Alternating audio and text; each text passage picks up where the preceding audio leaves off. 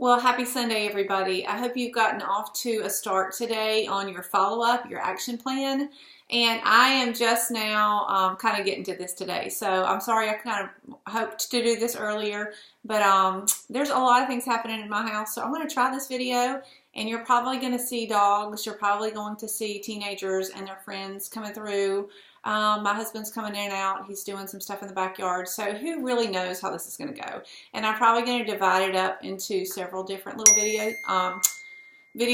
So just roll with me. So yesterday was so fun for all of those who were able to be there. So thankful that you made it, and we were, really pleased with how we were able to do some Facebook Live stuff and do posts, so that those of you who couldn't be with us, hopefully you felt like you still had access to a lot of the information and that you gained some stuff out of the day. So today is action plan day, and I'm going to talk about follow-up. And follow-up was my topic yesterday, but we really kind of shortened the day because we just didn't have enough time. We wanted everybody to get on back home before it really got super cold last night. So I'm going to do some talk about follow-up, and it may be kind of a little bit chopped up, but I'm going to just cover a few topics. So I believe that Mighty is also doing a video on follow-up. We were doing that together, and I think she's working on her video this afternoon as well. So she has a lot of great things to say about being strategic and being personal and genuine and specific and grateful. And so those are, very much thoughts that I had as well. So I'm going to let kind of her address some of those things, and I'm going to do some specifics on how to follow up and some different strategies.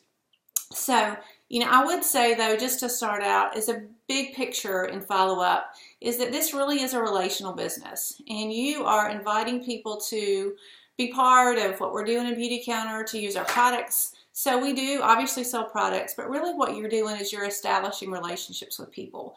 You're gaining their trust. You're, serving them in a way that they feel like you have their backs, that you have their best interest in mind. And so when you approach follow-up, or you think about that, really think about it not as much from the perspective as how can I get some sales, because those are going to come as a byproduct, but really how can I serve my clients well? How can I let them know about things that are available to them? How can I, help take things off their plates? If they're super busy, I can order for them, or I can, help them with whatever it is they might need.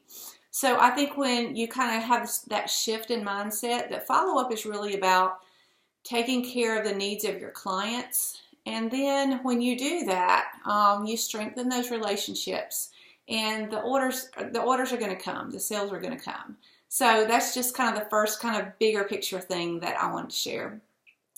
So there are a lot of follow-up systems out there, and they can be as unique to each individual as there are individuals in Beautycounter. But Beautycounter has traditionally taught a system called the 2x2x2 approach, and for the most part, that's what I use in my business. This is especially good for you when you are in your earlier stages of the business. As you get a lot of clients, I've kind of transitioned from the system that I'm going to show you, and I still use the system, but I also do some work with Evernote and some other things. But, I'd say especially when, you are in maybe your first year or even your first 2 years, if you spend your time focusing on the essentials of the business, that might be time more well spent than figuring out like a lot of fancy elaborate ways to do things. So this is just a simple system. So the basic idea of the 2x2x2 follow-up system is that you follow up with clients after 2 days, after 2 weeks, and after 2 months. So what would this look like? If I have a social, it means that after that social, within 2 days, I'm going to follow up with every person who attended that social, and even the ones who weren't able to attend, if I have email addresses. Then I'm going to follow up with them again around 2 weeks, and then around 2 months. I'm a big picture person, so to say that I'm not always quite in the details would be an understatement. So it's roughly 2 days, roughly 2 weeks, roughly 2 months. It's not exactly that ever, but that's the general idea.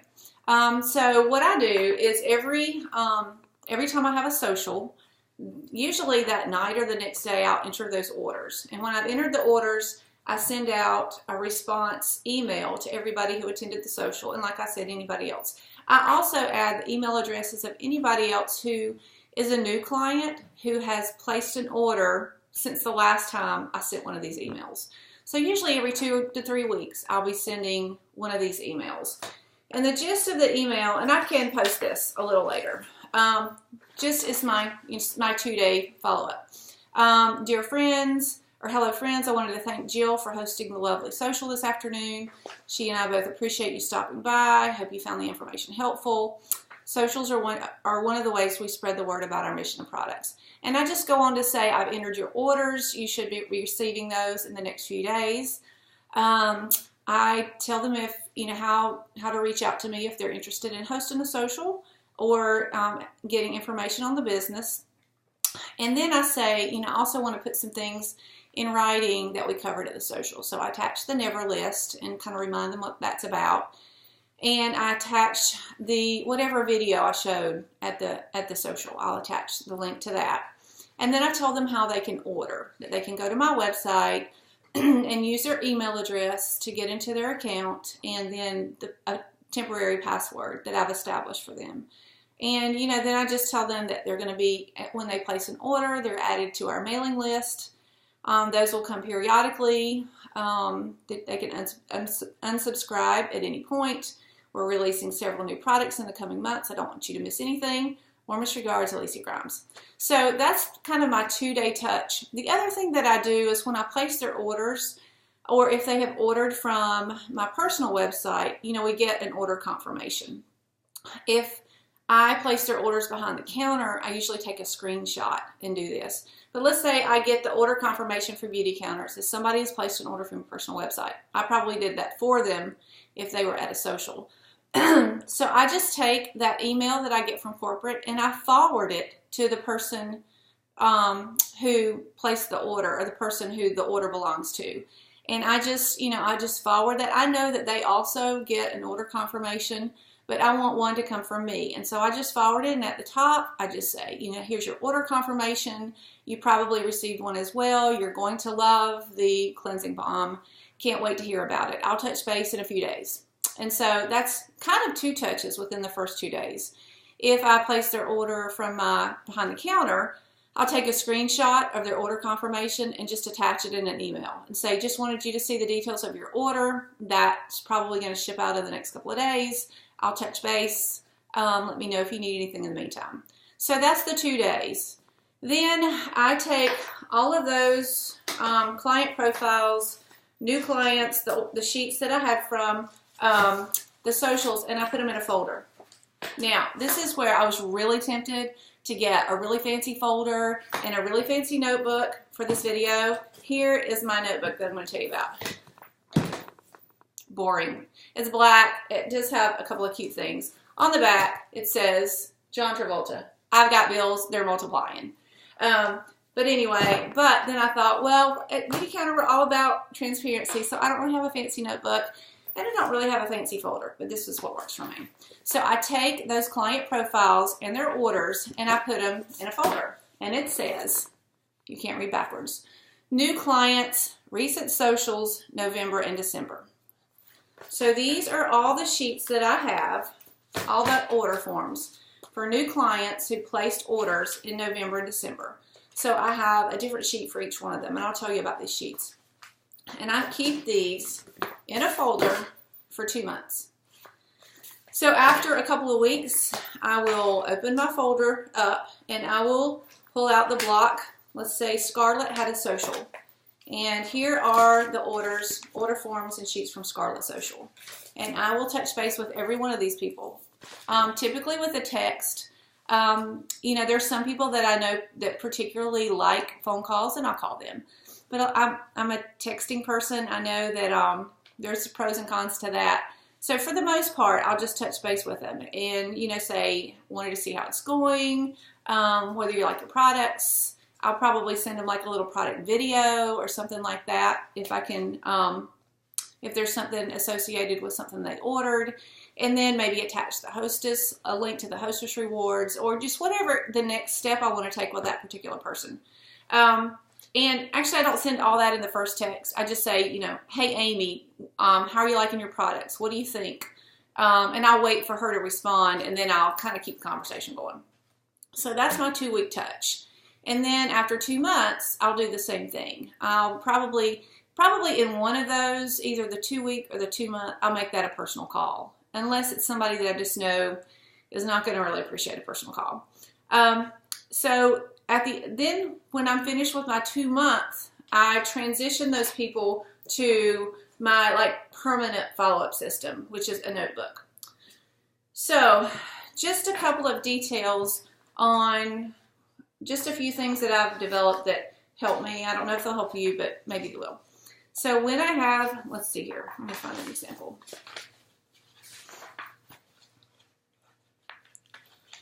Okay, this is Jennifer. She attended Scarlet Social in Ashboro on December 11th. So I have her client profile, and I really like for people to fill out their client profiles. So I have her client profile, and then when I go home to enter her order, I have her client profile, let's see here, and her order form, and those are stapled together. And then I have what I just call a reorder log, and it looks like this. And I have one for every client. And so I take her order and her client profile information, and I create a sheet that has her name at the top. I made a note that she's an Aveda cosmetologist, and that she's a friend of Sheila Cox, because so many of my clients I don't even know. And so sometimes when I go back to follow up, I'm like, how did I meet that person, or which social did she attend? So I know that she's a friend of Sheila Cox, and that's enough to remind me. And then I wrote that on 2/11/16 she bought the Naughty to Nice gift set, and that I gave her an essential set. So this is my follow-up log. And now in subsequent orders, every time she orders, I'm going to add her orders to this sheet. So this is a quick way for me to glance into my notebook and see when I'm going through to do my periodic follow-up that the last time she ordered was, 12/11. So it's a little bit more demonstrative on people who are permanent clients who've been in my notebook for a while. Let me find one. Let's see here. Okay. For example, Catherine. Catherine ordered in July, in August, and she's also a member. I have her email address, and I have noted how I know her. So just at a glance, I'm able to quickly see the last time she ordered was August. I probably need to follow up with her because it's been like more than 6 months. So once people are in my permanent follow-up notebook, I hope you're really following with this.